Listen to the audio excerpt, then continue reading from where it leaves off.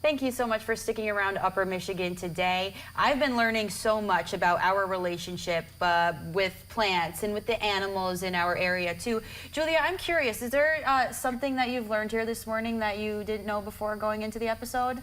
Learning when not to take action, because I'm sure with like small animals or birds that look helpless, like I have that urge to go help them, but I could do more harm.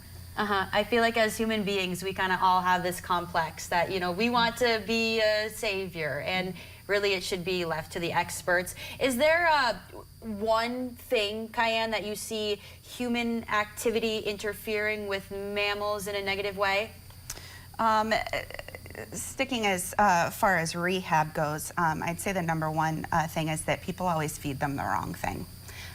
You know, we use specialty wildlife formula, so formula that is as close to mom as we can get. So gray squirrels get gray squirrel formula, red squirrels get red squirrel formula.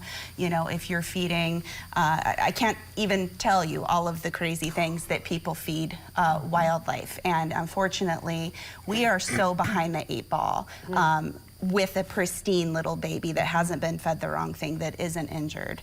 You know, putting the wrong thing inside of them, even if you do get it into the stomach, because a lot of times it's put into the lungs, which is called aspiration. Once that happens, there's not really any coming back from that as far as mammals go. So I would say, you know, our kind of mantra is warm, dark, and quiet. Yes.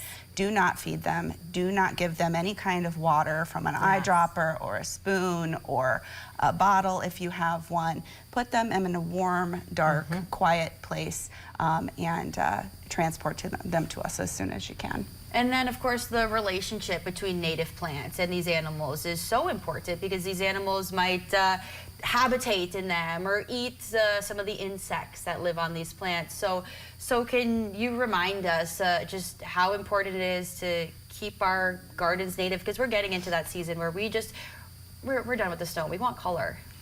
When you plant native plants, you are planting your own bird feeder, and you can avoid the diseases that are spread at bird feeders. You can avoid the pesticides that are used on commercial bird seed, and you can make a diversity of food available that the birds are supposed to eat.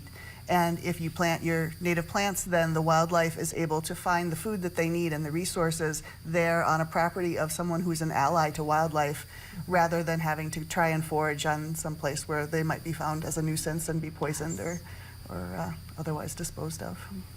Well, we do have to take a commercial break. We're gearing towards the end of our show, but when we come back, we're going to be highlighting the ways that you can support these organizations and their mission, so stick around.